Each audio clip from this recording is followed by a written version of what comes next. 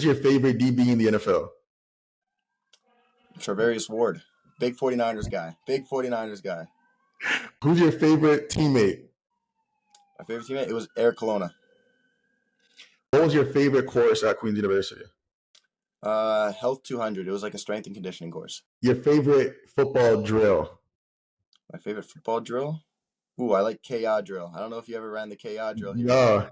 So it's like, I'll just give you a brief explanation. You've probably seen videos from the States, but so there's like a bag in the back, then there's a guy 5 yards in front, 10 yards in front, 15 yards in front, and they're the defenders. And you got one guy, the attacker, that's got to get by all three blockers and then hit the bag. But the blockers are just going hard as hell to just get you on the ground. So like it's a battle. It's a one dog versus three dogs, and the drill doesn't end until the whistle blows or until you hit the bag. So That's crazy. It shows really how much you want it, and that's a drill we do every training camp, and that's my favorite drill by far. Yeah, sounds like a crazy drill. Yeah. And last one, your favorite football play? Like my favorite play that I've ever made was Yates Cup semifinals 2021. I mossed an Ottawa receiver, took it back 55 yards, and then we scored a touchdown on the next play to go up 2 scores at half. What's going on, Switch Mentality? Welcome to another episode of Spotlighting Athletes who are doing more in the community, more in the classroom, more on the field. Today, we've got someone that I'm really excited to speak to, Ashton Miller-Melancon, who is not only a 3-time OU All-Star, he's also an All-Canadian, an academic Canadian, and also one of the top 8 academic All-Stars for youth sports. Ashton, thanks for coming on. I'm glad to have you. Thanks for having me. I really appreciate it. So the first thing I want to ask you, Ashton, we're both Queens guys, obviously, and I know I had a criteria when I was choosing Queens. For you, when you were choosing Queens, like how important was academics to you, and what kind of went into that decision? Yeah, so coming out of CEGEP, I was getting recruited pretty heavily across the country. I had about like 22 out of the 27 U Sport schools reach out and offer. So there was a wide list. So my criteria really involved academics first and foremost. I wanted to go to a respected institution that has a degree that's very valued, like in the workforce, in the community, and a place where I think I could have success academically. And Queens checked those boxes right away. When talking with all the coaches and academic advisors, they really made me feel comfortable with the institution and kind of what I was getting myself into. And then after that, it really came down to the football aspect and the community aspect. So I developed a really good relationship with all the coaches, especially Coach Beck, Coach Ben, and Coach Snyder. So there was a real level of trust and comfortability with them just as people, because I had never met them in person because of COVID. So it was all virtual, but continuous calls every single week really allowed me to develop that trust and that feeling that Kingston was home. Kingston was the place for me. And then just the community aspect, just learning more about the Kingston community, about kind of how things are run on town, the amenities and facilities on campus, just everything that the community can provide to me was also a big thing for me when making my decision. And I thought putting all 3 of those factors together, Queens is definitely the spot for me. And also it's only 2.5 hours from Montreal, so I can get to see my family. They can come to my games as well, which is a really big thing for me. I love having my family supporting me. Absolutely. And even when I was going through my recruiting process, very similar criteria, right? So it's good to hear that. And the one thing I didn't go through was the virtual recruiting. Talk a little bit about that. Like, what did that look like? When I started getting recruited, it was in like March 2020. So I ended up going on one unofficial visit to Carleton, and then the next week, like the whole world shut down. So that was the only real experience I got. After that, it was just coaches DMing me on Instagram, sending me emails, texting me on Twitter. And it was kind of hard to develop relationships at first because, you're not meeting them in person. I had met Coach Beck and Coach Nez once in 2019, like earlier in my season. So that was like, we had a bit of a rapport. But other than that, I had never met or spoken to them in person after that. So from like 2020 to 2021, it was just a lot of Zoom calls every week I wanted to give every institution that reached out to me like an opportunity to speak to me. I didn't want to just shut anyone off. Right. So there was a lot of Zoom calls, a lot of just meeting different coaches, hearing what their plans were for me. And then by doing that, I was able to align it with my plan for myself and kind of see where it fit, where there was congruency and where things kind of were going opposite directions. And then that allowed me to kind of take schools off my list like periodically. So it was a long process, especially getting my parents to meeting people over Zoom as well, not getting to see them in person, not being able to go on campus. So like the Right. first time I came to Kingston or Queens, I had been to Kingston before, was for a summer practice in July of my rookie year. That was my first time. I drove down. I had no idea what was going on. So that was my first time ever here. So that was difficult, but just throughout the Yeah. process, I kind of got used to the process. It was just hopping on calls, talking with coaches, just trying to ask questions to develop a good rapport. So it took some practice, but then as it went on, it got pretty easy, and then yeah, it was pretty solid. Yeah, no, it sounds like quite the process, and I'm happy at least that you're able to get through it. I don't know if I could have done virtual. I liked seeing what the nighttime festivities looked like. Oh And I think, yeah, in virtual, you probably don't get that experience, but I'm sure with Queens, you weren't let down. So when you received the honor of being like a top 8 academic All-Canadian, and for those who don't know, it's essentially a youth sports award that recognizes 8 athletes with the highest GPAs across the country. What did that mean to you? I had originally heard about the award back when I got academic all Canadian my first year. So because I was on the website just reading about academic all Canadians, and I saw this top 8 thing, and I thought, oh, that's really cool. But like it would be cool to win it, but like I'm not expecting to win anything like that. Right. And this was like a year and a half ago. I was thinking that. So then last year I ended up having a perfect GPA throughout my whole second year, and I got named first team all Canadian, but it never really crossed my mind that I could be a candidate for being named to the top 8. So then Coach Snyder texted me one day and just asked me to talk to him about like my community involvement as well, because I was going to be the Queen's nominee for the award, and that's when it kind of hit, and it was like, oh wow, like I have an opportunity here to be named a top 8 academic all Canadian and to get this recognition for myself in the university. And then a couple weeks later, I got a call from Zach Weiss at U Sports, just let me know that I was the OUA male representative. And at that point, it really hit, and I was just it felt amazing. It felt like my work off the field was being like seen and appreciated to the same extent as my work on the field. And I put an absurd amount of work in both on and off the field, so it just felt great to have that recognition and that like what I'm doing is right, and that I'm going on the proper path, and that like I'm having the success that I need to have, that I'm supposed to have, and I'm being recognized for it. So it was just a great moment, and I felt really appreciative that like I was able to be honored in such a way. Right.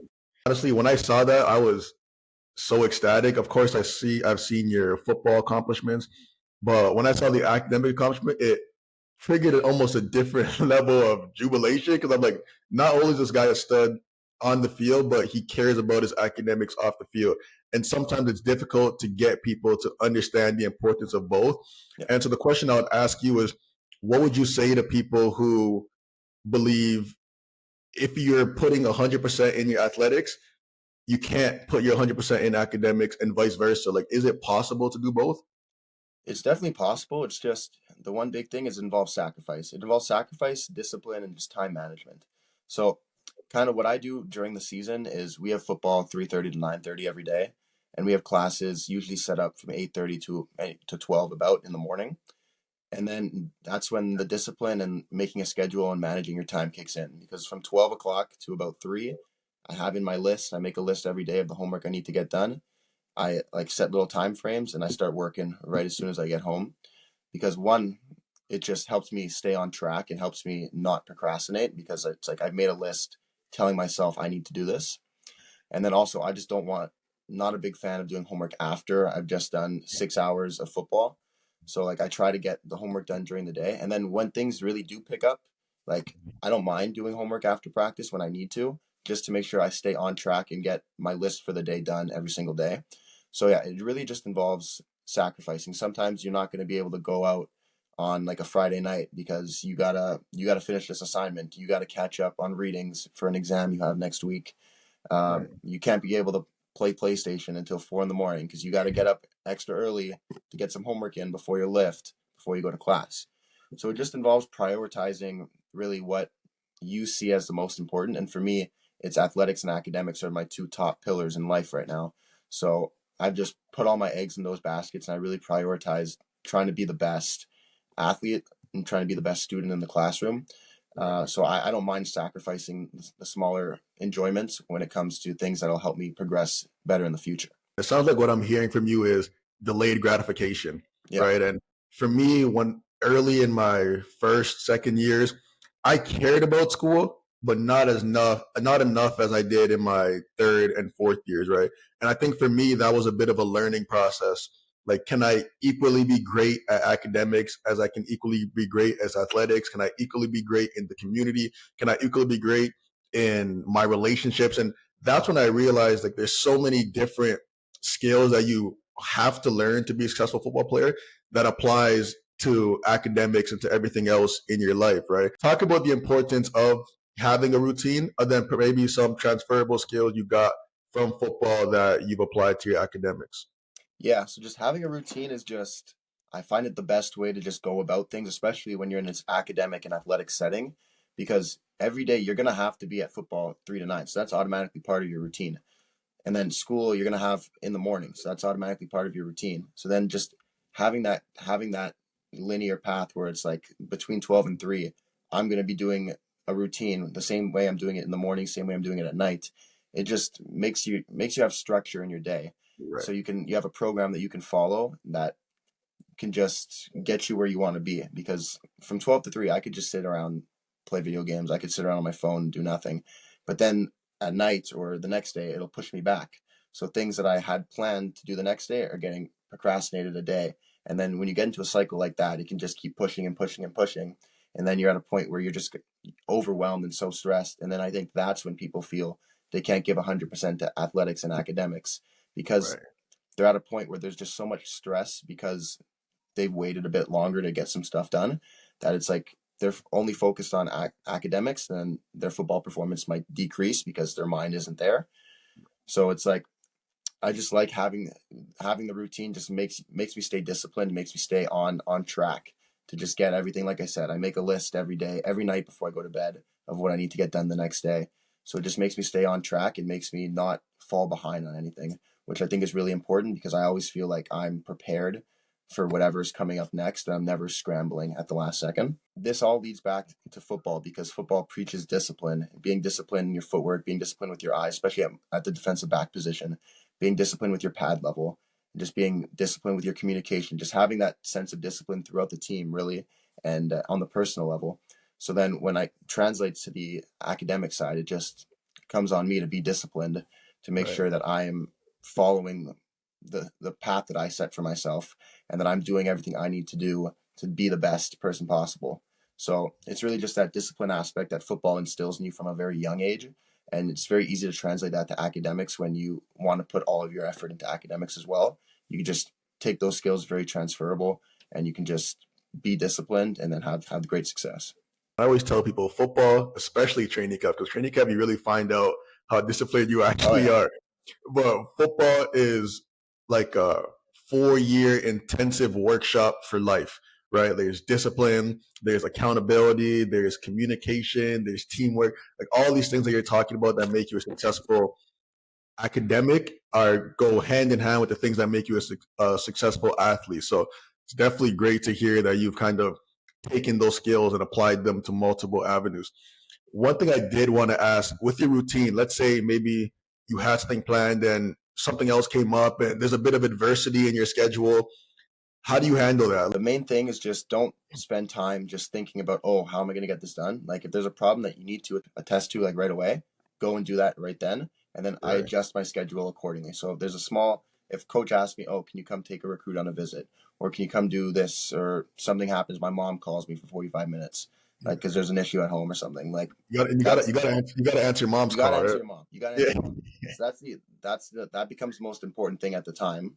So then you prioritize making time for that, and then you just shift your schedule around slightly. So once that's done, you still get as much as you can done on your list, and then that just opens up that goes to the post practice period now, which I keep Right. open every night, because like I said, I try to get all the work done before practice so I don't have stuff after practice, but I still have that time available in case there ever is a fork in the road. So it's a pretty solid schedule that I've set up for myself, where there's always that added two to 3 hours if necessary to get other stuff done.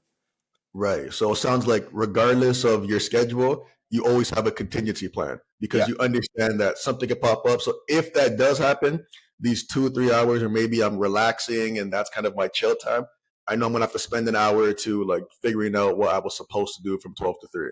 exactly. It's all about, like I said, it's all about just sacrifice. If you're willing to make the Right. sacrifice to be the best, then it shouldn't be a problem. Absolutely. And a little bit on the football side, obviously you've been dominating since you got into the league, but and you're going to be able to play professional football for as long as you want, really. And given that, though, after you are done playing football, whether it be 10, 15, even 20 years from now, what's the plan after football? Have you thought about that? So I've kind of thought about it like throughout my university experience, just going through ideas of what I'd like to do. Obviously, firstly, I'd love to obviously take football as far as it'll take me, and then I I'm a very athletic guy. I've always loved sports, so something in the realm of athletics would always be optimal, I'd say. Uh, do I know exactly what that looks like yet? Not entirely, but that's why I just keep working hard in my classes and might try to maintain as high a grade as possible, so I can have as many doors open for me when that time comes. And another thing I've thought about quite often recently is going into law school, which Mm. is another reason why I've put a lot of effort into academics because I know that there's rigorous standards when it comes to entering law school. So that's kind of just why I push myself to just maintain the highest averages possible so that I can have all these doors open for me whenever I decide what I truly want to do after football. And I'm glad that you said that because I always tell people the key to opening more doors is by giving yourself as many keys as you can possibly have, right? And if your grades are high, the path to do stuff gets a lot simpler because you're ready for the most part have a lot of the prerequisites, right? So you mentioned law school. Yeah, you might have to write the LSAT, but you would never have to worry about your grades or going back to school to upgrading that. Similar if you want to go do an MBA or something, yeah, you'll have to write the GMAT, but you never have to worry about your grades not being high enough. So it's good that you're recognizing that from the beginning. And also I had a little buzz go off when you said law school because it was around your year when I was in like third year, and that's when I start to think, should I go to law school? And that's when that wheel start to turn a bit. So again, and we'll talk after. But if you have any questions, law school or otherwise, like I'm always looking out for, especially for the Queens guys. So just Absolutely. let me Yeah, know. for sure. You sound like you're a guy that has a pretty good head on your shoulders in terms of your academic involvement, your athletic success, helping out Coach Snyder with recruits and being a good leader. So, what advice would you give to student athletes who are watching this that are trying to be great at not only athletics, but also academics, as a person, as a leader? The first thing I'd say is just you just have to buy in. You just have to buy into everything you're doing. If you want to be great at athletics, you have to buy into everything. You can't just buy into game day. You got to be fully locked in when it comes to watching film, to taking notes in meetings, at practice, making sure you're doing all the drills properly, at your strength and conditioning lifts. You just have to buy in and be ready to work as hard as you can every aspect there when it comes to athletics. And that translates really well to academics. You just have to buy in, go to all of your classes, take notes, do your assignments on time. Don't procrastinate, don't wait, don't turn something in 4 days late because you're just hindering yourself at that point. And then when it comes to like the community involvement and helping people out, just buy in. Buy into being a great person, buy into leaving places better than when you found it. So the main thing is just buying in and just giving your entirety to what you're focused on being great at. So giving your entirety to athletics, academics, your community, just to get yourself to be the person, the student, the athlete, the community member that you want to be and that you wish to be. Absolutely, absolutely. I couldn't have said it better myself. I got one follow up, and that is your level of buy in and commitment. Is that something that you learned inherently? Is that something that you learned from someone? Like, where do you get that attitude from? Yeah, that kind of comes. I think it's from like the values that my parents just instilled in me when I was young. When I was younger, um, whenever I do anything when I was young, they'd always support me, but then they'd always say you have to give your best. We're gonna support you, but don't go in and just like do enough to get by. Go in and be the best, do your best, work your hardest, so that you can get the best result possible.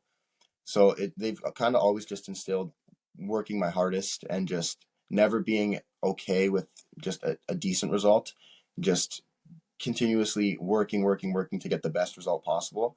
So that's kind of just where everything comes from. It stems from my parents always pushing me to be the best student, athlete, and person possible. And that's kind of something I've just held with me throughout my life as they continue to preach that message to me. And there's something about your parents instilling those values and also showing you those values from a young age that just sticks with you. So, Yeah. absolutely. All right, Ashton, thank you so much for taking the time to speak with us. I know there's a lot of people who are going to be looking forward to hearing this. And like I said before, if you ever have any questions about anything athletic wise, law school, the CFL, like I'm always here as a resource for you. And I hope when you do end up in the CFL, maybe we'll get a few snaps against each other. Yes, sir. Yes, sir. Thank you. Thank you again for having me. I really appreciate it. I appreciate it.